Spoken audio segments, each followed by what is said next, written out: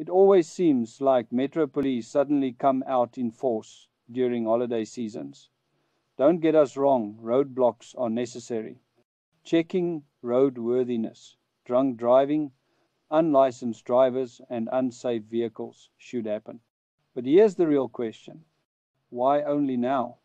If enforcement only spikes during holidays, it sends the wrong message that road safety is seasonal, not a daily responsibility. Consistent, visible policing every day of the year would improve compliance, reduce accidents long term, build trust between motorists and authorities.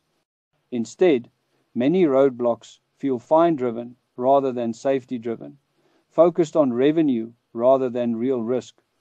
Road safety isn't a festive season campaign, it's a daily responsibility.